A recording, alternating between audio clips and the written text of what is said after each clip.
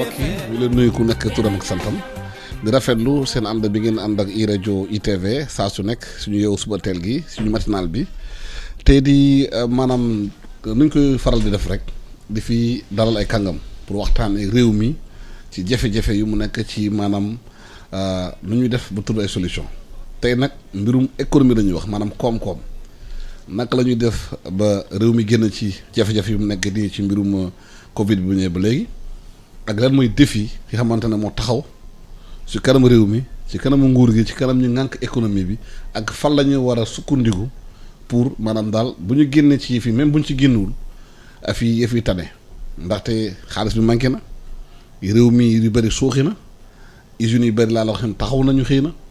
jafe-jafe yi am na parce que xaalis amul parce que nag boo bëggee am wér-gu-yaram da nga am xaalis de parce que boo amul xaalis doo faju te wér-gu-yaram xaalis mooy jënd matériel bi économie nag gën naa yaatu loolu moo tax tey ñu am mbégte di dalal fii si suñu studio kii di Souleymane Astou Diagne ñëpp xam nañ maître de conférence la université Alioune Diop ba Bambey moom docteur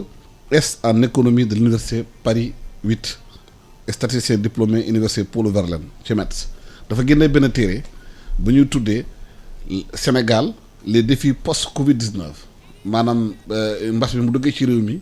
lan mooy défi yi ñu war a def ci économie bi pour génn ci daañu ci waxtaan ak moom wax ñu yan mooy défi yi ak surtout naka la ñuy trouver solution bi di daal tamit beneen kàngam nekk chercheur nekk économiste xam lu muy liggéey moom tamit di tudd Ousmane Sène di liggéey ci IPAR ñoom ci terrain bi lañ nekk maanaam gaa économie yi ñu ba dañu toog ci bureau yi di wax ay agrégat waaye boo wàccee ci terrain bi jàkkaarloog population bi daa xam ne économie bi réelle bi lan la ci yooyu la ñuy waxtaan te naka la économie réelle bi tamit di def pour réew mi gën ci jafe-jafe yi Souleymane Astou Diagne ñu ngi lay nuyu di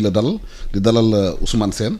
da nga génn téere bi di wax les défis économiques post Covid 19 lu tax nga bind téere boobu.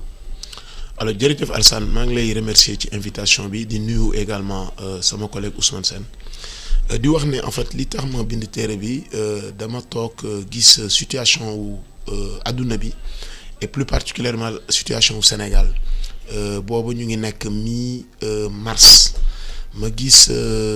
changement yi nga xamante ne waroon nañ ci anticiper ak problème yi nga xamante ne Covid bi nar na ko andi ci wàllu koom ma jël décision def de la prospective bind pour xool yan jeexital la Covid bi di am ci déjà économie wu adduna bi économie mondiale loolu laa def sama chapitre 1 maintenant après chapitre 2 bi ak 3 bi ma consacré que uniquement sur le Sénégal parce que xam nga ne jaar nañu ci confinement donc loolu amoon na impact bu am solo ci économie wu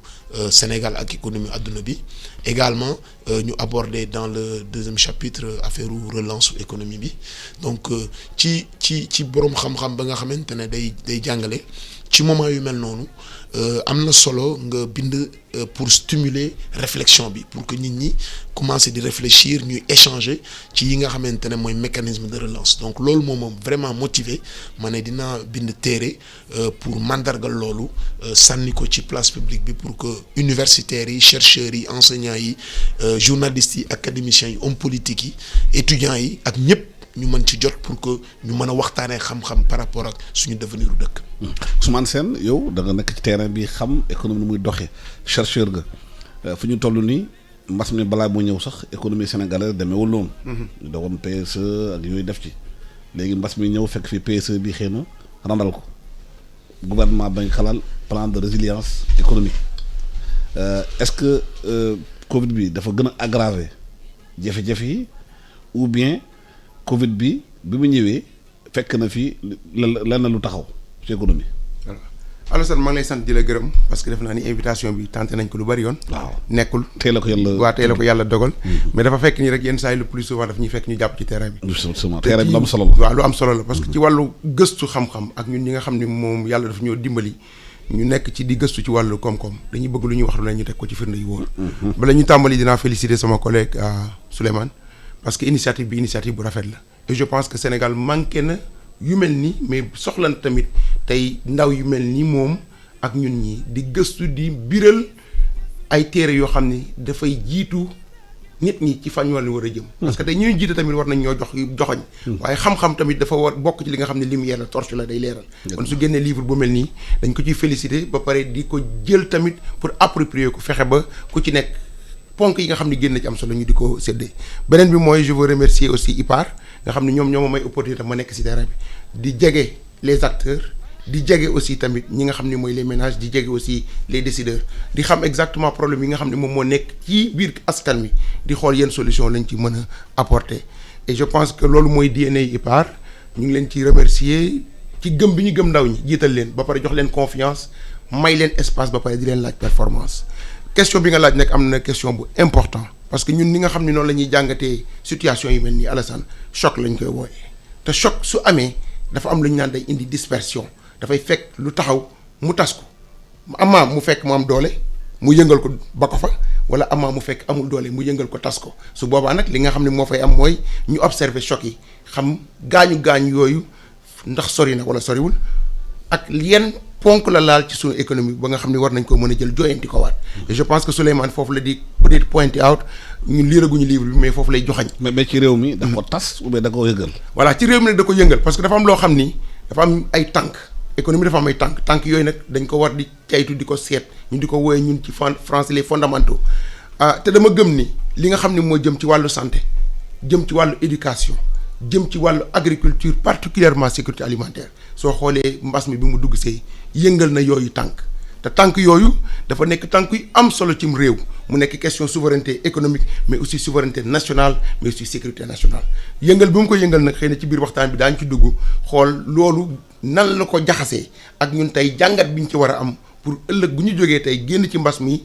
commencer anticiper comme ni ko Souleymane defee pour mën a indi ay saafara wala teg ay yoon yoo xam ne fa la ñuy mën a jaar bu ñu reconstruire ñu réorganiser bu ñu réorganiser tamit ñu xool naka la ñuy def léegi ba xool mouvement yi am ci secteurs yi ci biir ak ci diggante secteurs yi te nga xam ne dafa soxal askan wi naka lañ koy jooyantee.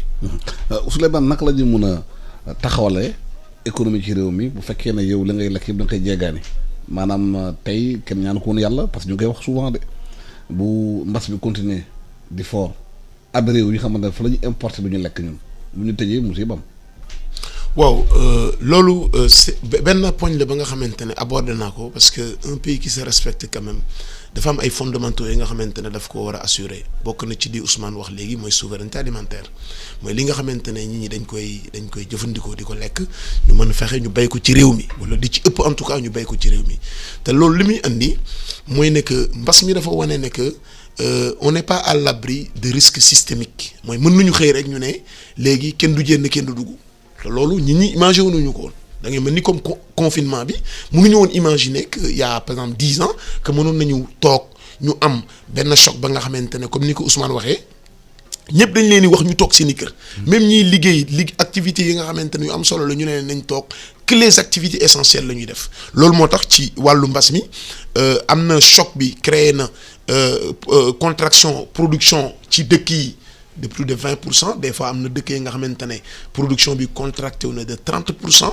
te loolu mësul am ci histoire récente économie alors donc loolu bu amee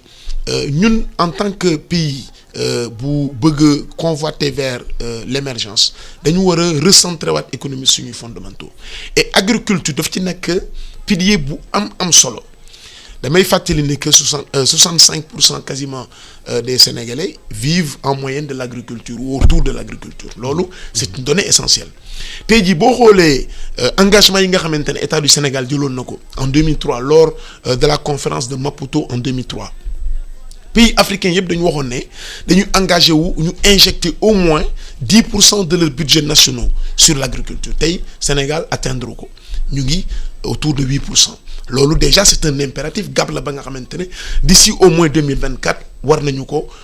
ko atteindre mais atteindre budget bi rek du impératif bi. Ousmane wax na ko atteindre ko dafa laaj ñu réorganiser secteur bi parce que damay jox naa ko ci livre bi par exemple quand tu prends l'éducation et la santé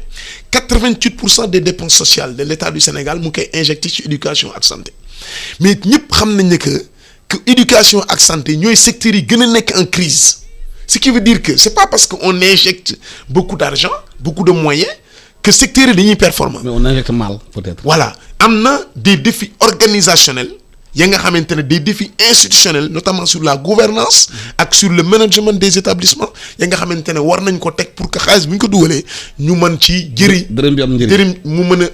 jur njëriñ ci askan bi. donc loolu ci agriculture il faut que ñoom Ousmane ñi nga xamante ne ñoom ci loolu la ñuy yëngu ñu boole leen ci. ñu jël cette expertise mélanger ak organisation paysanne yi ñu mélanger ko également ak semenciers yi ingénieurs yi et cetera pour que ñu am un système performant bu ñu ci dugalee 100 ñu mën ci récolter 200 et clé wu loolu enjeu wu loolu xam nga fan la nekk ci ñu créer ay emplois durables tey jii boo demee dans la zone euro agriculture tey am na fa solo ba nga xamante ne dañ ko ériger comme une filière. c'est-à-dire ba ñuy commencer semence yi ba bañ ko ba la ñuy togg di dugg ci assiette ki européen bi lépp filière la ay emploi yu dul jeex moo ci nekk ci wàllu logistique wàllu transport wàllu management finance comptabilité yooyu yëpp ñun Sénégal ba léegi nii dafa ñu manqué ba léegi nii on peine à quitter une agriculture traditionnelle mooy man Bargny laa dëkk damay gis bu nawet bi jotee comme nii gars yi dañuy jël ay ileer di dem wala ay ak yooyu loolu war nañ ko dépasser parce que loolu c'était l'outil de travail du néolithique léegi on est dans l'ère des technologies te bu fekkee ne nag dañu nekk dans l'ère des technologies il faut que ñu bénéficier wu ci parce que ce sont des biens publics mondiaux mu ma ni comme air bi ñuy respirer c'est un bien public mondial donc loolu ñun dañ ci war a bénéficier wu aider les organisations paysannes ak acteurs yi pour que ñu utiliser des technologies ndax loolu mooy permettre que rendement agricole yi mën a élever mais bu fekkee ne que man sama maam ba dëkk Bargny la mu daan am ci hectare am en 1960 loolu laay am toujours ci sama hectare en 2020 ça va poser problème parce qu'il y a deux contraintes majeures bu njëkk bi mooy l'expansion démographique aujourd'hui le taux de pression démographique gis nga ni mu demee on était en 1960 Sénégal 3 millions la ñu woon actuellement en 2020 on est 16 millions donc il faut nourrir 16 millions de bouches matin midi soir contrainte yi dafa yokk donc rendement agricole yi également dafa war a yokku te loolu li koy yokku bokk na ci benn ñu dugal technologie ci biir agriculture maintenant beneen aspect bi ci agriculture mu ngi nekk ci financement bi xam nga boo xoolee li jafe-jafe agriculture Sénégal mu ngi bokk ci mauvaise structuration wu agriculture ci wàllu financement c'est-à-dire que aujourd'hui Alassane yow da ngay jël yow sa exemple nga ne man je suis originaire de telle région damay dem nga béy nga jël nga defal sa projet nga dem ci banque yi et cetera nga xool mais tu auras d'énormes difficultés pour am accès au financement parce que ni ñu structurer système financier bi ci wàll woowu mu baaxul di ñu la laaj kii laaj la ay garantie lu ne ñu laaj la ko ba nga bàyyi emploi ak produit yi nga waroon créer yëpp faf ñu ajourné ko et c'est une perte sèche pour l'État du Sénégal et loolu état bi moo war a maintenant réfléchir ci xool sur des mécanismes simples wax naa ko waa IPAR man xam naa leen c'est des gens qui ont une expertise avérée ci wàllu agriculture ñëw ci li ñu war a def mais dama bëggoon xool wax na ko sànq ci waxtaan bi 60 ans d'indépendance jëm nañu lépp ci agriculture 60 ans ñu continuer ba léegi di jeegaan nañu lekk est-ce que du échec nguur gi de Senghor jusqu'à Macky Sall aujourd'hui pour gérer l'agriculture sénégalaise parce que dañuy wax fii nii wax nañ ko fépp ci àdduna bind nañ ko bindkat yi bind nañ ko ñoom Matar Diouf économiste yëpp def lépp wax nañ ko waaye ba léegi ñu ngi sur place boobu boo jiwul li waral loolu Alassane loolu lu am solo la waaye gis nga ab dëkk am réew dafa laaj ñu tëgg ko te tëggin wi dafa laaj ñu boole ci ñëpp ndax bu ci ku ne gisee boppam jël pàcc bi moomal ko boppam defe naa ni jëmmal dara taxawal dara dafay yomb te defe naa ni espace yooyu ak force yooyu am na ci biir réew mi dafa nekk kay xëy na li ma jàpp mooy ñi nga xam ne dañuy jiite ñu ngi leen di ñaanal yàlla gindi leen teg leen ci yoon ba lépp lu ñuy def ñu jub yenn saa yi dañuy sori population bi yenn saa yi dañuy sori réalité yi nga xam ni moom la askan wi dund parce que société par exemple ñun ni ñu hérité gouvernance ci système colonial soo seetlee suñu modèle yu bëri muy modèle de gouvernance muy modèle institutionnel bi muy modèle économique lu ci ëpp dafay mel ni dafay waroo ak sénégalais bi li mu gëm ak li mu war a dund ak li mu bëgg ak fi mu war a jëm loolu nag dafay am écart te su amee écart da nga koy gis dafay feeñ sax ci ni ñuy communiquer ak nit ñi moo tax maa ngi lay féliciter bu baax ci émission yii nga xam ne dañ ko taxawal muy suba teel ñu ciy waxtaan kàllaama bu nga xamante ni si sénégalais bi dina ci mën a for lu koy jëriñ ñu ñaan yàlla luñ ci génn ci xam-xam rek yàlla nañ ko jëmmal di ko jëfee 60 ba léegi dafa yàgg trop te tey jii Covid bi won nañu ni dañoo war a opérer ay rupture yu ñu war a opérer nag dafa profonde trop parce que tey bi ma nekkee bitim réew dama daan dégg ñu naan le Sénégalais nouveau mais tey war nañoo mën a jëmmal loolu slogan la waaye nañ ko wutal contenu bu ñu taxawee tam di xool tey suñu système économique ni muy doxalee tey bi mbas mi dalee ñu bari daw nañ leen ñibbi seen dëkk. tey Sénégalais yi mun naa ni boo ko xoolee ba ci biir. ñun kese ñoo fi des. comme ñun ñoo fi des nag dañu war a taxaw xool jàngat lii xam ni yàlla tànn ñu rek ñu juddoo Sénégal au hasard waaye sunum réew mii ñun ñoo ko mën a defaral suñu bopp te du gouvernement yi rek lañ ko war a sas parce que ñi ñu jiitu tamit ñun ci askan wi la ñu jógee ñoo leen jox ay baat ak pouvoir ñoom ñu jiituñu. waaye tey li ñu leen di laaj mooy ñaari mots mooy redevabilité ak accountabilité. redevabilité mooy yéen war ngeen ñoo delloo njukkal bañ leen joxee pouvoir bi. ci bu leer. parce que suñ leen ko joxee rek yéen ngeen dundin woo xam ni dafa romb ñun wala soreek ñun fa ñu toll kon am ngeen problème. accountabilité nag mooy da ngeen a war a jàkkaarloog askan wi di wax ak ñoom saa su ne lañ leen dénk fan ngeen ca toll di ko wàññi di ko leeral seen bët ñu xam ñun fan la ñu jëm. parce que gouverner am réew loolu la mooy dafa ànd ak dialogue communication waaye dafa ànd ak rendre compte suñu réew nag depuis 1960 ba tey ci agriculture bi ñu nekk nii mooy bay dunde war nañoo jóge ci bay dunde di bay di dund waaye di bay di jaay. xam nga bay di jaay ci biir réew mi mais di exporter. wax nga sànq ñu nekkoon ci réew mi yore économie bi bu yëfi tare dañoo jël seen bagage dem seen yoon est-ce que loolu wonewul bu agriculture bi doxulee dafa am ñu nekk ci réew mi amuñu intérêt mu dox parce que bu doxee rek seen importation yi ñuy def da ci gagné koom-koom di ko jox yenn ñu nekk ci nguur gi xëy na di ci am seen wàll di tabax ay kër ak étage yooyu loolu dox. xam nga système bi foofu lañ ko tojee. foofu lañ ko tojee Alassane mais tamit am na loo xam ne tey ci àdduna xëy na Covid won nañ ko ne mën nañoo dund tuuti ci li ñuy wax autarkie mooy nga tëju sam réew daal di jéem a taxaw defar sa bopp ba dëgër daal di génn Chine jàngal nañu ko Covid bi jox nañu opportunité boobu mais tamit àdduna fi nga toll nii bul yaakaar ni da ngay nekk sa Sénégal rek toog jàpp sa njàmbur nit ñi duñu la fekk si te bu ñu leen fekk see tamit seen intérêt la ñuy dox. ñun kay ñun ñoo war a yeewu former suñuy ndaw ba nga xamante ni si dañuy pare doon sénégalais bu dëgër ci li mu gëm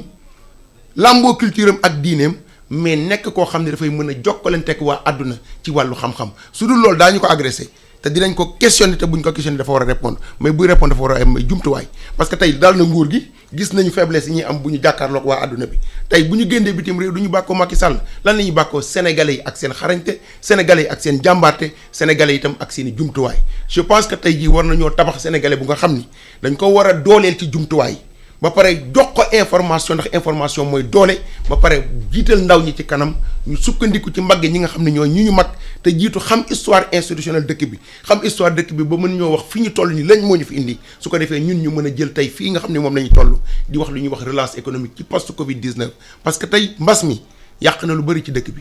te relance économique dañ koy wax bala ngaa relancer il faut nga jëkk ko teg ko ci raay bi te boo koy relancer tamit il faut nga xam fan nga koy sànni. yéen nekk ci àll bi. mbas bi ñu ngi koy dund nee nañu lu bëri wàññeeku na ci production bi est-ce que réellement ci terrain bi commencé nañu emblaver defar ay terres yi xamante ne suba bu dara xewee. réew mi dina mun dundal boppam. ci réalité bi ci terrain bi. waaw terrain bi laa laaj. loolu Alassane lu am solo la tey IPAR ñu ngi ciy gëstu di xool dans les Niayes nga xam ne production agricole bu bëri ci pourcentage contribution croissance Sénégal ñoom ñu ngi ciy contribuer mais soo xoolee foofu tamit ñi nga xam ne ñoom ñoo nekk ci production filière yi nga xam ne dafa am solo muy filière oignon filière pomme de terre filière riz filière mangue gis nañu tey mbas mi ni mu leen gàllankoore te yooyu culture dafa nekk ay culture yoo xam ne dañuy nekk yenn saa ay culture saisonnière mais tey boo ko xoolee ci wàllu mbay fa ñu dellu woon rek ngay dellu boo dee dawal diggante par exemple fii ba Ñaaxar ba Fatick ba Diourbel comme lii Souleymane wax léegi moo fi nekk da ngay gis baykat yi main d'œuvre bi nga xam ne sax moom lañ utiliser mooy njaboot gu sew gi la xale yu jigéen yi fas ak mbaam ak ileer donc est-ce que financement yi ñu wax yi yegg na si ñoom ba ñu commencé changer seen développement. yaakaaruma ko. parce que waaw yaakaaruma ko parce que financement tey boo xoolee Souleymane sànq laal na ko muy wàllu accès ci finance ak wàllu technologie banques yi nga xam ne tey ñoo ŋànk suñu économie te waroon jël deret di ko ci sotti muy deret yu bees ku soxla ñu lebal la banques yooyu boo ko xoolee Alassane ay banques yoo xam ne filiale étrangère lañu. ñoom nañuy xoolee risque bokkul ak li nga xam ne mooy suqali am réew. bu la nee formalisation ci cadre institutionnel formalisation mooy nga am nii na yaa am registre de commerce ñu xàmmee la ràññee la ci bët ki xam li ngay def mais boo demee ci banquier bi moom li muy woowee formalisation du loolu moom bëgg na xam sa gafaka lan moo ci nekk ak nan ngay mën a fekk sukkandikoo ba jël sa gafaka téye ko comme garantie jël risque yëpp yan la ko daal di jël avantage yëpp téye ci boppam te loolu suqaliwul am réew xaalis kese mënul tabax am réew. kon ñun li ñu war a taxaw tey jii Afrique ñaar la am Sénégal ñaar la am muy dooleem muy ndawam ak ay ressources naturelles am ndawam yooyu nag dañ leen war a tàggat ba tey ñoom ñu gëm seen bopp gëm ni ressources naturelles yi ñu yor nii du politicien du ma sàmb moo koy defar mais ñoom ñoo war a gëm ni ñoom ñoo ko war a sukkandiku defar ko pour ëllëg ñu mën cee jariñu. waaw Souleymane am na ñuy xalaat ne il faut foo bëgg réew mi gën a avancer il faut une réforme bancaire parce que banques yi nu ñu lebalee xaalis bi dafa doy waar te 95% banques yi nekk Sénégal banque fleuve étrangère la du banque sénégalaise te ñooñu comme ni nga ko waxee sànq bu leen lebal dañuy xool risques yi yow yaa ko war a yëngu du ñu nangu accompagner nit ñi est-ce que nguur gi am na ci poids ba BCEAO am na ci poids pour banques yi gën a lebal nit ñi ci xaalis bu ñu yore. alors xam nga si place su Dakar je crois il y a 29 banques yu fi nekk. boo xoolee aussi seeni capitaux généralement c'est des capitaux étrangers tey jii Covid bi rek wane na que am na solo ñu revenir sur fondamentaux yi c'est-à-dire que projet de création monétaire bi nga xamante ne CEDEAO daf ko am jar na actuellement nii ñu xar ci suñu tànku tubéy pour mu taxaw ndax da ngay xool BCEAO at yi la ñu jënd na fi par exemple 19 mesures ya nga xamante ne daf ko indexé banques yi sur la gratuité des services. banques yi dañu bañ na duñ ko jëfee. BCEAO mënu ci dara.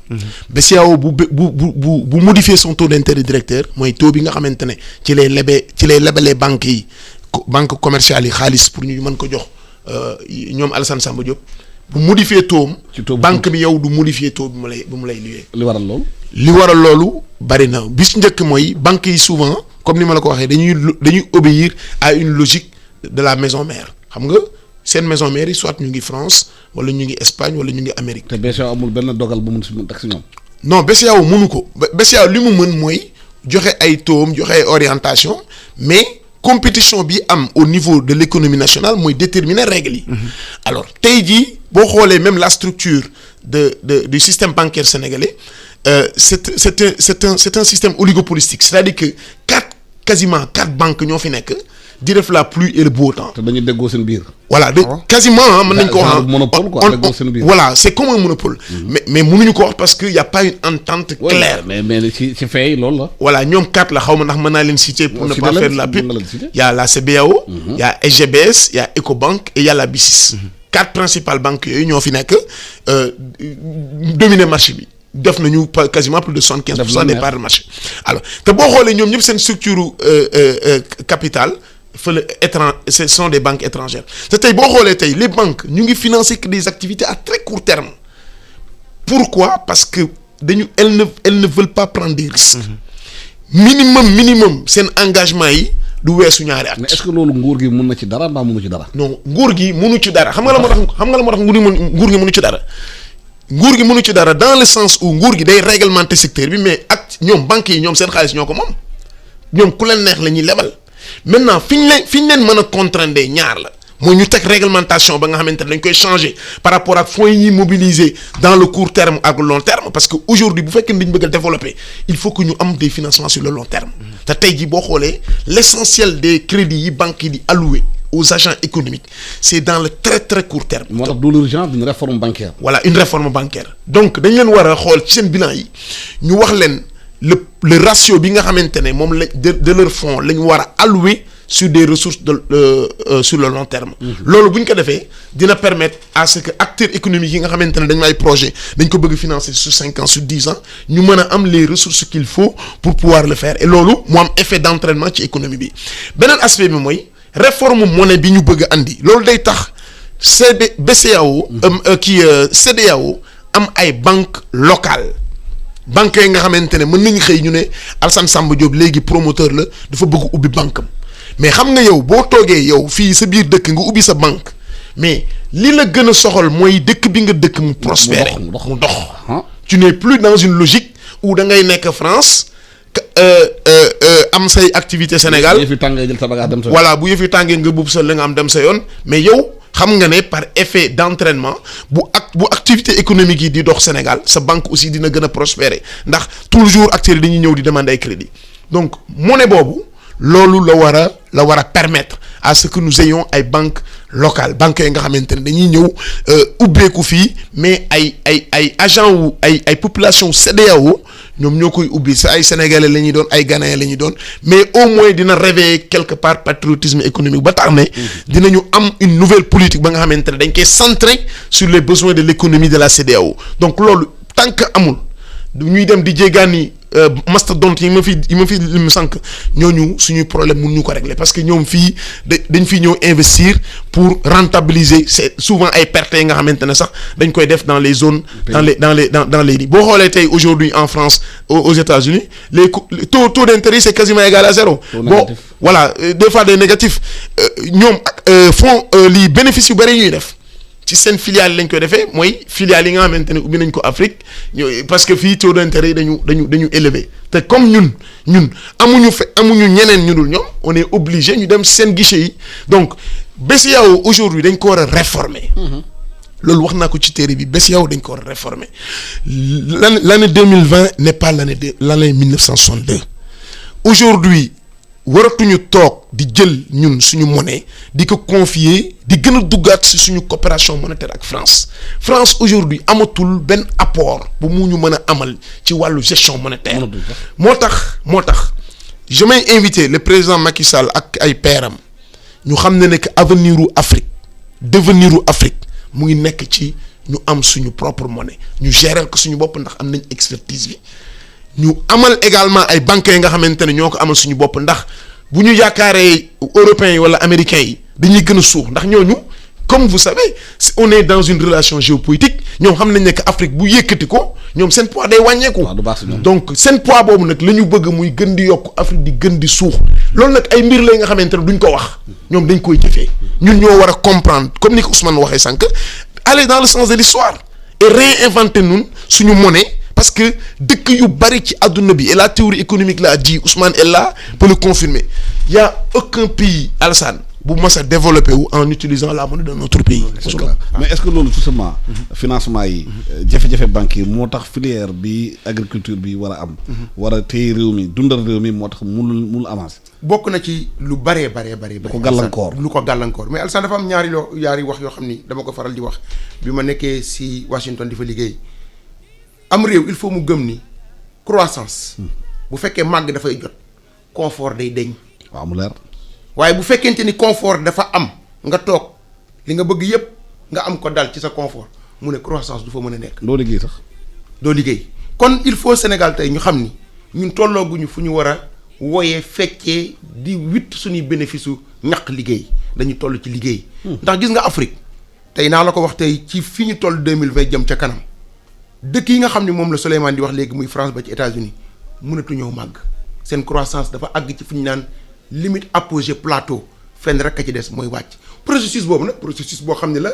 confortableul waaye àla kulli àll dina jël temps ñu wàcc waaye ñoom bu ñu nekkee ci dynamique yooyu ci la ñuy gën a agressif sax pour tey fekkaat ñu ci suñuy zone yi nga xam ni lépp mën naa ni dafa vierge pour compétir ak ñun ci suñu propre zone foofu la ñu war a taxawee defar suñuy ndaw jox leen ay jumtukaay ba nga xam ne éducation formation dafa war a match ak ñun suñuy besoin ba nga xam ne ndaw bu génn du yor diplôme kese de waaye dafay am ñetti jumtukaay xam na boppam xam na fi mu jóge xam na tamit àdduna li nga xam ni moom la koy xaare mu mën a défendre territoire am parce que mag ñi xeex nañu ba indi Sénégal fii mais ndaw ñi war nañoo sukkandiku ci xam-xam boobu tey mën a jàkkaarloog waa àdduna pour mën jël ci ñoom indi ci ñun demalante dikkalante mais du ñu perte dara ci li nga xam ni moom la ñu yor muy richesse kooku benn la ñetteelu point bi mooy tey financement lu am solo la ci économie mais du moom rek mooy yor économie mais tey man mënuma gëm ni tey Sénégal ñàkk na alal jooju dañu ñàkk kay initiative parce que tey gis ngeen ko l'exemple du Mouride tey bu ñu bëggee tabaxal Massalikul Jinaan nan lañ def dañoo génne ay milliards bi ñu bëggee taxawal tey assainissement Touba barki démb gisu leen ko kon tey gëm naa ni sénégalais yi ñoom ñoo war a changer approche ci seen biir xam ni tey dëkk bi ñoo ko war a mën a defaral seen bopp ci ñaari anam bis bu ñu dajalee booloo gis tegtal yi nga xam ni Xaadimu Rasul bàyyil nañu ko Alaaji Malik bàyyil ñu ko mag ñu baax ñu bàyyil ñu ko fi ñu boole suñuy doole ba ci diaspora bi tey war nañoo mën a am suñuy banques yu financer suñuy économie parce que nekkul lu jafe fa laa bëggoon xalaat est-ce que nguur gi yaakaaroon na fu mu nekk nii war naa mën a rapproché wu famille religieuse yi maanaam rapproché murid yi tijaan yi ñëpp nekk ci religion bi xool naka la ñu mën a tëggee économie endogène parce que bu ñu nee Massalikul Jinaan 35 milliards nañ ko tabaxee bu ñu newoon léegi xalifa général des mourides tijaan ak bu ñu réew ñu xool ñu ubbi ay banque xëy na bu leen waxee ñoom bu ñu lancé économie bi mun nañu ubbi usine dans chaque région du Sénégal. waaw mais jege nañ nguur gi ba pare parce que tey bi Covid ñëwee won nañu ko tey président Macky Sall ñu ngi koy ñaanal mu am ndam waaye ñu ngi koy tamit soññiwaat di ko wax ni ko réew boo ko yoree mu toll ci crise yu mel nii da ngay fexe di jàkkaarloog askan wi di leen jege di waxtaan ak ñoom li ne sa xel. ak fan nga jëm gafa réew mi fu ñu ko denc. waaw gafa réew mi tamit citoyens yi comme li ma wax sànq dañu leen war a delloo njukkal di leen wax fan la ñu toll ndax ñu xam jàjji leen ñoom ndax instant bi dañu war a gën a redoubler d'effort parce que tey bu ñuy wax croissance di ko woy du liggéeyu nguur gi de. liggéeyu sénégalais yi la. seen contribution moom la ñu war a wane ne leen yéen ci Fatick wala yéen ci Touba wala yéen ci Bambey tey yéen a def lii ba Sénégal tey toll fii mu leen di jàjjaat di leen joxaat identité ak courage yu tax ñu gën a war a mën a liggéey communication yi dafa manqué beneen bi mooy këru diine yi fi nekk tey li ñu jàngal nguur gi bi Covid bi ñëwee mbas bi ñëw dañoo yëkkati seen alal jox ko ne ko mi ngi nii contribuer nañ ko pour nga jàkkaarloo li nga xam ne moom mooy urgence waaye loolu dafay wane ni kon ñoom ci seen i demalante ak dikkalante bu fekkente ni tey volonté politique am na pour ñu ne kat Sénégal ci boppam doomi réew mi bu ñu dajaloo war nañoo mën a taxawal ay banques yoo xam ni tey dëkk bu ci nekk mooy financer say activités loolu lu war a mën a nekk la. te bu ko nguur gi bëggul tamit sénégalais yi war nañ cee commencer di xalaat diaspora bi li ñuy dugal fii ci xaalis warul yem rek ci lekk ak naan. ak tëdd nelaw ak tabax. te li gën a garaaw Alassane tudd nga ko mooy tabax da ngay dugg Sénégal li ngay njëkk a gis mooy immeuble yi dañuy jóg rek. mooy nelaw rek ma jàpp ni loolu thésauriser xaalis la. mooy vendre te su suñu diine ak ci économie lu gën a bon moo nar a daaneel suñu système. mooy jaay nelaw. parce que thésauriser xaalis jël ay 20 millions 100 millions 50 millions def ko ci benn bâtiment soo xoolee sax bala ngaa recouvrer investissement boobu dina la jëlee 10 ans 16 ans. amul njëriñ te nga am suuf am ndox am jeunesse war a mën a dem bay war a mën a transformer. am naaj war a mën a jaay am naaj man loolu mënuma koo comprendre ci sénégalais xëy na nag bu ñuy waxtaan war na ñoo mën a waxtaan tey nguur gi naka la yaree aw askanam ba askan wi ragale investir seen xaalis ci dëkk bi ñu dëkk loolu man lu ma jaaxal la te bëggoon naa tamit ci nga xam ne mooy rupture yi ñu boole ci loolu rupture parce que rupture am na institutionnel am na organisationnel am na politique waaye tamit am na rupture lu ñu naan mentalité shift paradigme ci niveau de population yi ñu xam ni am réew nguur dañ koo dénk pour mu joxoñ fan la ñu war a jëm. mais ñu koy liggéey dëgg doomi réew ma la. est-ce que yaakaaroon na loolu dans le cadre de réforme aujourd'hui ci li nga wax ci défi yi il faut ñu xool Sénégal assise de l'économie sénégalaise. waaw réforme koo kàngam yëpp ñu nekk bitim réew diaspora bi ñëpp toog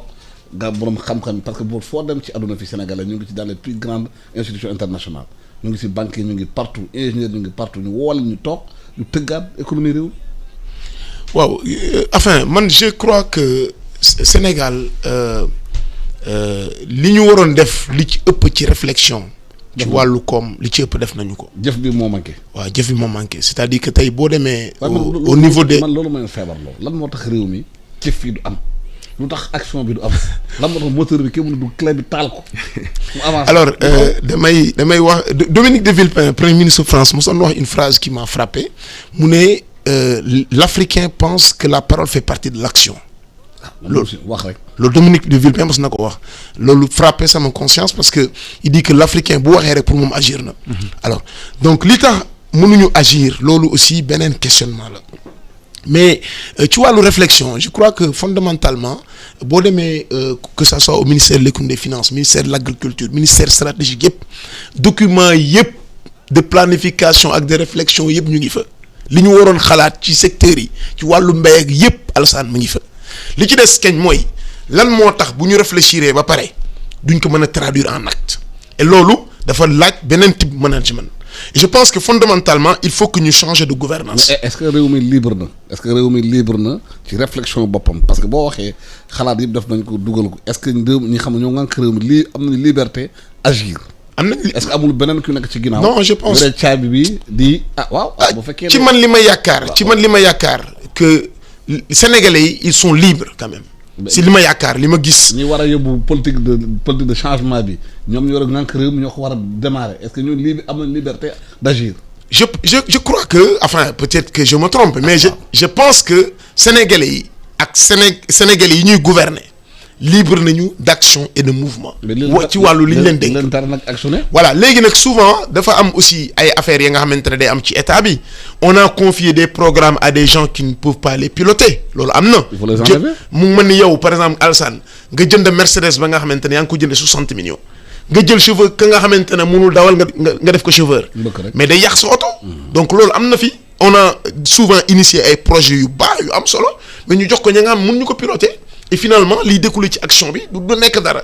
également dëkk bi war nañu gën a waxante dëgg ci wàllu transparence gis nga man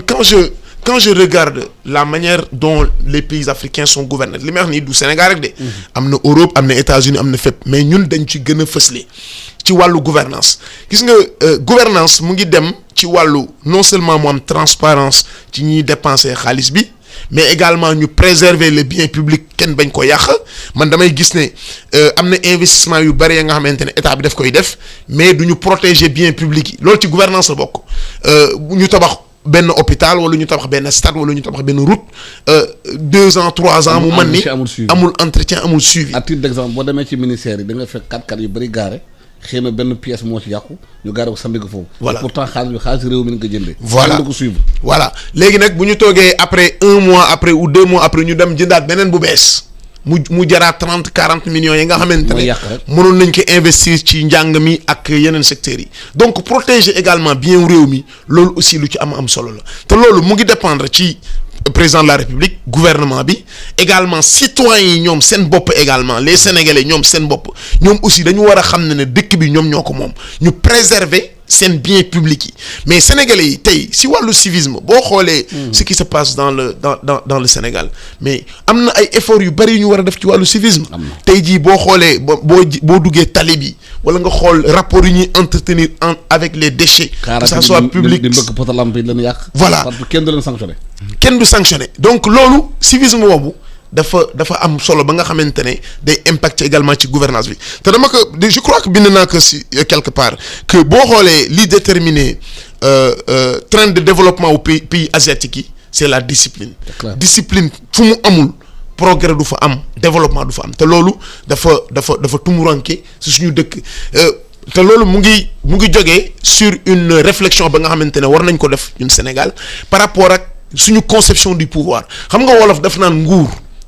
mooy la nga xamante ne c'est une jouissance dañ koy yore pour jouir alors que Hollande wala Macron wala leader yi nga xam ne ñoo nekk France bu ñu amee pouvoir bi c'est pas une jouissance mais sacerdoce la c'est-à-dire lu ñu leen la gis nga Hollande bi mu demee ba ne du présenter waat parce que gëm na ne que yen biñ koy yenoon dafa diis trop attanu ko dafa demander français yi ñu wutaat keneen ndax moom la mu leen promettroon du ko def mais loolu xam nga ne en Afrique c'est pas la même conception la ñu am ci pouvoir fii pouvoir bi ci wàllu buur yi ni ñu ko yoree woon noonu lañ ko continuer di yore donc bu ñu la ko joxee da nga war a jouir donc rapport boobu aussi war nañ ko changer mu andi li Ousmane doon wax sànq redevabilité ak le fait de rendre compte quand tu gères une institution publique wala nga gérer un programme public nga joxe ci sa xalaat wax ci aussi fa nga ca toll rendre compte pour que ñu xam ne lii de bañ ko joxee diw lii ak lii la ci def lii ak lii la ci télé donc défi citoyen boobu je crois fondamentalement wax naa ko dans l'ouvrage c'est un défi qu'on doit relever parce que Philippe Hugon moo koy wax nee na le développement c'est un long processus de transformation économique et sociale mais surtout d'ordre mental. mais lu mu wax nii. ñoom Mamadou Dia commencé woon nañ ko. bu ñu nekkee fekk ñoom Ibrahima Seydou Ndaw defoon lu bari ci loolu. mais ci biir démarche bi. da leen freiné. yàq liggéey boobu. delluwaat ci xamante est-ce que loolu moo tax ba naan est-ce que tubaab bi toogul frankulaay ci réew mi ba njiitu réew bu ñu bëggee def dara tiit. waaw loolu bu ñu waxantee dëgg rek da ngay gis que ni suñu héritage. couleur bi waaw daf ñoo topp ba léegi te daf ñoo topp bàyyiwuñu te comme li ma la wax léegi nii ki nga xam ni day dund ci mbaggi jàmbur bu sañoon borom. du mës a yëngu. bu leer man mii tey su ma amoon entreprise tey Sénégal yëpp ñëw di ma liggéeyal te suñu wàccee man leen salaamaaleykum jërëjëf man du ma mës a bëgg ñoom ñu bàyyi. kon àdduna moo toll foo xam ne doomu aadama il faut ñu wutal ko ay li ñu naan ay barrières yoo xam ne moo koy réguler pour defar jikkoom loolu dafay dal tubaab dafay dal nit ku ñuul te comme ni ko Souleymane doon waxee léegi nguur boo ca agsee sas la woo xamante ni si ku ca def juróomi at gën ngaa bari fukki at soo liggéeyee booy wàcc doo tàggoo. waaye koo gis mu toog ci nguur di xëccoo di toogaat c'est parce que deful la mu waroon a def. ilimaanu jàkka ji sax bu ñu la ko falee nga jël li xam ni responsabilité julli ñi la wër ñëpp ci sa kaw la toog su réussir yow la su yàqoo yow la wallahi doo xëccoo boobu bërëb kon njiit dañ koy ñaanal mu réussir waaye njiit tam war naa xam ni bu jiitoo du moom mooy yor responsabilité tey lépp lu xew ci diiwaanam ak ëllëgu askanam mu fexew taxaw temm jege leen ci waxtaan. jege leen ci gis-gis mais defin woo xam ne ñoom ñëpp dañ cey gis seen bopp dafay tax nag bu ëllëgee bu wàcc jotee wàccam rafet waaye bu wàcc jotee tamit du xëccoo siis pour ñu di ko fa bàyyi. tubaab bi nag duñ ñu mës a bàyyi kooku moom lu leer a leer la parce que àdduna moo toll foo xamante ni si comme li may wax tey Covid wane na ko ba mu méttee daw nañ dellu seen dëkk bu ñu demaatee ba pënd bi wuri daañu ñëwaat parce que comme li ma la wax nii loolu nañ ko bàyyi xel su ndaw yi jéggi di jël gaal yi di jéggi di dem ci yeneen dëkk yi. nañu xam ni dëkk yooyu amatul màgg ak yoon yoo xam ni day offrir opportunité pour croissance li xew kay te nekk dëgg te nar a ñëw te ma ragal ni dina bett africain yi mooy fii la nar a xewee ci Afrique fii la développement nar a amee parce que fii la ñu war a tàmbalee tey. bañ ko yëg ñoom seen bopp. ñoom ñu bañ ko yëg seen bopp te loolu li muy amee mooy nañ bàyyi di xool ca biti la fa xew di ko méngale li xew fii. parce que bëri nañu naan c'est le temps de l'Afrique. ñu bëri ñu ngi laaj est-ce que c'est le temps des Africains. c'est le temps de l'Afrique mais c'est pas encore le temps des Africains parce que ñu ci bëri tey boo xoolee Sénégal ba tey métrique yi nga xam ne vers yi nga xam ne moom la ñuy nattee développement bokkagul ak réalité développement fi mu jóge ak fan la war a jaar ba yegg tey fa nga xam ne moom la ñuy xool muy wëti réew parce que li nga xam ne moo basique te ñu war ko régler mooy sénégalais bu nekk bu soxlaa faju dafa war a mën a faju sénégalais bu ci nekk nga jur doom tey ngénte ko kontaan ci ñaan nga yàlla mu gudd fan ndax hôpital dañ fee war a nekk di faj nit ñi waaye école yi ak daara yi dañ fee war a nekk pour tabax sénégalais boo xam ne ëllëg moom mooy yor réew mi est-ce que yaakaar na question de fond bi foofu la ci éducation bi ci dañu tëggaatee daara yi mooy daara école yi mooy daara kii ñu xoolaat éducation bi lu ñuy jàngal xale yi fekk suñu réew la jógee parce que ay fédéral bi la ñu jàngal ba léegi de ay fédéral contenu boobu nag contenu boobu waaw soo ko jëloon di ko pàccee tey da ngay gis que ni suñu curriculum ñi nga xam ne dañ ci màcc dëgg di ko xool da ngay gis que ni boo jógee ci école primaire ba ñëw ci CM2 curriculum bu dëgër la ñu am mais ku ko jëmmal sax mën koo traduire ci classe yi ba xale yi mën a génnee yuqu xam-xam boobu lu jafe la loolu moo lay won ni kon am na ci benn rupture bu ñu am ci processus bi 1960 ba léegi jàngalekat bi na mu meloon melatu ko la mu yoroon yoratu ko la mu xamoon xamatu ko léegi bu ñu bëggee tabax sénégalais nag ci école yi lañ koy tabaxee ak ci daara yi gouvernement rôle am xam nga lan la mooy fexe ba sénégalais bu xëy suba teel mën a doxe ay soxlaam ci jàmm delluwaat ci këram ci jàmm rôle gouvernement moom mooy fexe organiser marché yi ba nga xamante ni si xeex du am sàcc alalu jàmbur du am te lépp loo xam ne doomu aadama mi ngi ko fiy def mu nekk lu leer waaye rôle gouvernement nekkul ni moom moo war a jiitu askan wi topp ci ginnaaw moom kay dafay ànd ak askan wi nekk ci seen ginnaaw di xool li nga xam ne moo leen di jàppale ci seen i activités ñu dem ko parce que Macky Sall du xëy dem kër gu nekk mu teg fa boolu ceeb wala boolu ndékki sénégalais yi ñoo koy defal seen bopp kon ma jàpp ni tey ñi nga xam ne noonu la ñuy consommer ak ni nga xam ne noonu la ñuy liggéeyee ak li nga xam ni tey moom mooy suñu structure économique nga xam ni majorité bi 95% dafa informel bonul informel système la bu nga xamante ni si moom mooy dooru taxawal économie boo xam ni ëllëg war naa mën a am doole mais loolu dañ ko war a encadrer ba nga xam ni xale yi bu ñu xëyee circuit de production yi ni ñu ko facilité ba nga xam ni commerçant bu importé conteneur ñaari fan ñu jeexal ko ñu jàppale leen ba xale yooyu ëllëg ñu fier ci nekk sax dans le secteur informel mais boo xoolee Sénégal li ñu koy waxee dañ ko stigmatiser ba nga xam ni informel sax dañ ko sobantal mais moo yor dëkk bi ci la nit ñi di dund saa suñu xëyee mais loolu état moom rôle am ak responsabilité mooy tey ñu valoriser boobu liggéey comme ni ñuy valoriser technicien de surface bi nga xam ne tey bi période Covid jotee jàngoro bi daw ci mbalit jàngoro bi daw ci ndox yi ñoom ñu taxaw jàkkaarloog moom comme ni médecins yi taxawee priorité bi ñu jox santé waroon nañ ko jox assainissement priorité bi ñu jox santé dañ kaa war a jox éducation parce que ab dëkk yooyu ñoo ko yor buñ ci jógee nag ñu taxaw ñu ne ñun ñoo fas yéene dundal suñu bopp nag dafa am ñaar système production am na waaye consommation tamit am na sénégalais bi il faut mu xam ni dërëm bu mu yor ñaar fukk bu ko jëndee lu jarul loo xam ni Sénégal defaru ko xaalis bi génn réew mi te keneen lay jëriñ sénégalais bu ci nekk tey loolu yomb na exercice demal sa kër nga xool li fa nekk yëpp nga def inventaire ne lan moo fi jóge nekk sama biir kër lu jóge Sénégal ak li may lekk bu ma xoolee sama siwo lan la ci baykatu Sénégal bay su boobaa boo ko xoolee li nga war a njëkk a laaj mooy kon man maa xañ sama doom liggéey man maa xañ sama doom faju maa xañ sama doom école bu baax parce que su ma jëlee 1000 francs 750 yëpp ndekete lu ma jéggaani la lu chinois defar asiatique wala français kon ñun ñoo war a seetaat décision yi ñuy def parce que ci wàllu développement choix daf ci am solo trop Alassane. dépense bi dafa am solo. waaw daf ci am trop nit ki ni mu utiliser ressource am te yàlla dañ nañu ko laaj. wax nañu ko junjuñu ko ci alxuraan ne ñu dërëm bu ma leen jox dinaa leen laaj nan ngeen ko dépenser kon responsabilité citoyen dafay nekk ni tey lii Souleymane wax léegi nii war nañoo choisir suñu monnaie. monnaie instrument la bu gouvernement mën a utiliser comme taxe pour bu gisee loo xam ne dafa dëng mu jàppandu ci pour joyante ba nga xam ne choix yi dafay optimal ci secteur yëpp nit ñi mën a delluwaat mais ñun bu ñu pertee suñu souveraineté monétaire am ay instruments fiscaux yoo xam ni mënuñu ko utiliser parce que tey revenu fiscal yu bëri sax amuñu ko pour mën a defar jooyn suñu dëkk kon nañu delloo askan wi dooleem jox ko àqam waaye dooleel ko ci wàllu information transparence dafay ñëw taxaw redevabilité nguur ñi ñu jiite. war nañu taxaw delloo askan wi njukkal. comptabilité mooy ñu taxaw weer wu ne. wala ñaari weer yu ne ñu wax fan la Sénégal toll ci lu mu mën a doon fexe tabax sénégalais boo xam ne nag moom dafay gëm boppam. nangu ni Sénégal fi mu toll nii moom am na ci part de responsabilité waaye am na lu mu ci mën a apporter pour mu soppeeku ñu tabax xale yi préparer avenir bi ndax post Covid bii Alassane lu nar a métti lay nekk. waaw am na ñu naan banque yi Sénégal am na au moins ñeenti banques yi moomal boppam banque sénégalaise waaye Baba Diaw ubbi na banque agricole gi fii banque Habitat BN2 mais est-ce que sénégalais seen bopp xam nañu banque yu dem duggal seen xaalis yi banque yooyu tamit c'est un acte patriotique aussi waaw loolu aussi jar na. Bien sûr sur la bokk. Je crois que sama dernière recherche je crois qu'on était à 4 ou 5 ans. banques yi nga xamante ne je crois que c'est des capitaux sénégalais mais wóoruma woon moo tax mënuma ci woon avancer mais lenn xam naa ko mooy ne que tant que kase wuñu monopole bi nga xamante ne banques yi ma cité sànq ñoo ko am ci marché bi dina jafe suñu compatriotes yi comme Baba Diaw mën a percer ci wàllu woowu mais c'est pas un combat perdu d'avance. Il faut que sénégalais yi aussi xam ne ñooñu ay doomu réew mi lañu bu ñu fa jëlee dugal fa seen xaalis dañ ko dugal seen bopp rek ndax sànniwuñu ko jéggaanewuñu ko donc pour loolu mën a nekk il faut que aussi ñoom ñu développer ay stratégies yu communication yu assez agressive pour que sénégalais yi ak entreprises yi surtout entreprises sénégalaises yi dem fa domicilier fa seen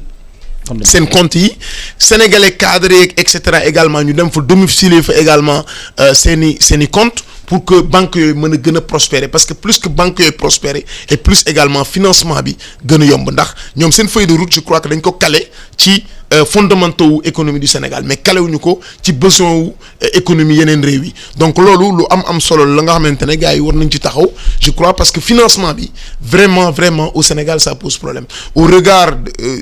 ci wax naa ko sànq ci BCEAO critères yi mu encadré banques yi au regard également de la nature des capitaux yi nga xamante ne ñoo yore banques yi ñoo moom banques yi au regard également des défis structurels comme affaire informel bi également donc yooyu boo ko foisonné muy andi jafe-jafe yi nga xamante ne constaté nañ ko tey ci wàllu financement te nag bu ñu mënul financer activité économique yi je crois que dina jafe pour que défi yu santé ñu relever ko agriculture ak yooyu ñu relever ko donc financement bi moi je pense fondamentalement que ci kaw lañ ko war a commencer régler ko mooy question monnaie bi ñu génne ci wàllu attelage ba nga xamante ne tubaab bi ñoo ko gérer ñu yore ñun léegi suñu monnaie bopp ñu tëgg suñuy règle bopp na lii mooy nekk tëralin bancaire bi nga xamante ne moom la ñu bëgg suñu dëkk yi loolu mu am lu clair luñ ci wax beneen aspect bi mooy ñu faciliter accès au financement surtout sur le long terme wax naa ko sànq aujourd'hui boo xoolee l'essentiel du financement des banques c'est le très court terme te loolu méngoowul ak investissement yi nga xamante ne ñoo war a développer Sénégal et sont des investissements qui devraient se faire sur le long terme. am na ñu xalaat ne Covid bi mu amee léegi war nañu mën a gën a ubbi diggante pays africains yi libre échange entre les pays africains. ñu gën ko yombal. pour dëkku maanaam crise bi. waaw loolu lu am solo la te je pense que tey jii boo xoolee man su ma génnee Afrique yi nga xam ne lu ci ëpp suñuy travaux IPAR ni mu nekkee ci l'échelle nationale noonu la nekkee l'échelle sous-régionale dañuy génn di gis que ni soo demee Côte d'Ivoire nga dem Burkina. donte am na ay différence mais da ngay gis que ni presque problème yi dafa similaire mais da ngay gis que ni tamit ñun africain li ñu boole moo ëpp foofu li ñu tàqale kon tey dafay daal di rafet dafay daal di nekk lu yellu dafay daal di nekk loo xam ni pour rek répondre à des parts de marché yu important ci wàllu àdduna peser lourd ci balance commerciale àdduna bi ñu àndandoo lëkkaloo fexe nag nu ñu doolelee li ñu naan mobilité gis nga am réew Alassane c'est olof yi dañ koy wax ñu ne foo tabax tali samp fa ndox ak courant kër yi daal di am valeur waaye ci Afrique tamit tey jii war nañoo fexe góorgóorlu ba li nga xam ne mooy mobilité ñu régler question boobu mooy nit ñi mën di dëkk ak dëkk di voyager ci oto di voyager ci jaww ji mais tamit di voyager ci train ndax ba mu amee ci jamono ñun ñu nekkoon ay ndaw tout temps gisoon nañu ni mu désenclavé Sénégal mais gisoon tamit ni nga xam ni noonu la yombalee jënd bi ak njaay mi ci diggante région yi. kon bu ñu ko defee Afrique tey di nga gis que ni dina am loo xam dina ko soppi ci xarkanamu Afrique mais dina tax tamit africains yi. li xew Ghana te mënut ak ci Sénégal dans fraction de seconde gis nga ko léegi pour nga fret lu yomb la mais su boobaa dina tax tamit West Afrique East Afrique Central Afrique ñu daal di nekk ay kuréel yoo xam ni yàgg dinañ booloo te bés bu ñu booloo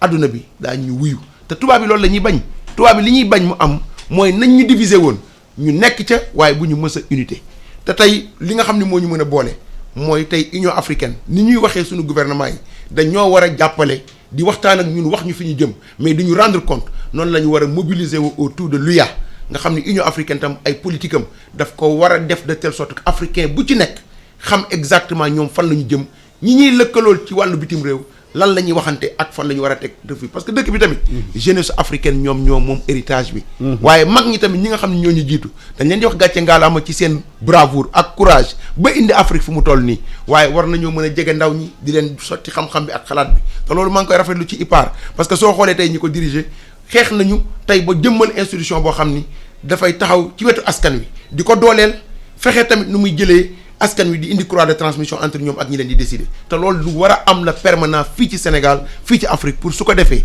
ëllëg ñu mën a yor suñuy destinée kooku benn la deuxième point financement bi Souleymane wax na ko léegi nii. gis nga ab banque. mënuñoo yaakaar mu développer am réew.